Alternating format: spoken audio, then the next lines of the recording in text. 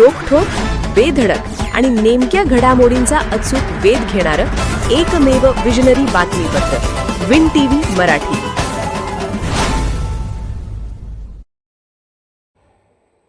डॉक्टरच मद्यधुंद रुग्णावर उपचार कोण करणार? पन्हाळा ग्रामीण रुग्णालयातील प्रकाराने संताप.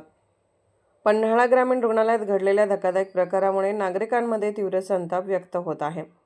रुग्णावर उपचारासाठी गेलेल्या नागरिकांना ड्युटीवरील डॉक्टरच मद्यधुंद अवस्थेत आढळल्याने एकच खळबळ उडाली आहे.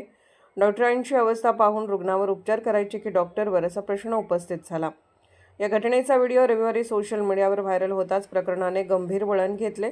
कर्तव्यावर असताना मद्यपान केल्याच्या आरोपावरून आरोग्यसेवा उपसंचालक डॉक्टर दिलीप माने यांनी वैद्यकीय अधिकारी डॉक्टर दिगंबर टोणपे यांना सक्तीच्या रजेवर पाठवण्याचे आदेश दिले आहेत. तसेच आरोग्यमंत्री प्रकाश आंबेडकर यांनीही या घटनेची सखोल चौकशी करून कठोर कारवाई करण्याचे निर्देश दिले आहेत. मिळालेल्या माहितीनुसार शनिवारी रात्री पन्हाळ्यातील बाजीप्रभू चौक परिसरातील एका रुग्णाला अचानक चक्कर आल्याने नातेवाईकांनी त्याला तातडीने ग्रामीण रुग्णालयात दाखल केले. मात्र ड्युटीवर असलेले वैद्यकीय अधिकारी मद्यधुंद अवस्थेत असल्याचे निदर्शनास आले. त्यांना नीट बोलताही येत नव्हते आणि उभे राहणेही कठीण झाले होते. त्यामुळे सहकार्याने प्राथमिक उपचार करून रुग्णाला कोल्हापूर येथे हलवण्याचा सल्ला दिला.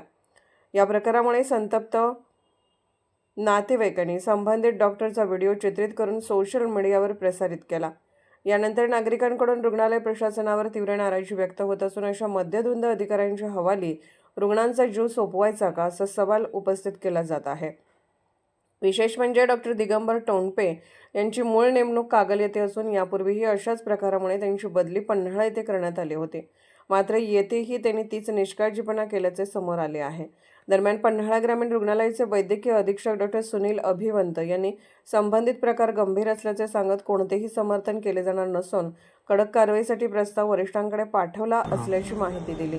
पन्हाळा तालुक्यातील आरोग्य केंद्रे उत्कृष्ट सेवेसाठी ओळखली जात असताना या घटनेमुळे संपूर्ण यंत्रणेवर प्रश्नचिन्ह निर्माण झाले आहे.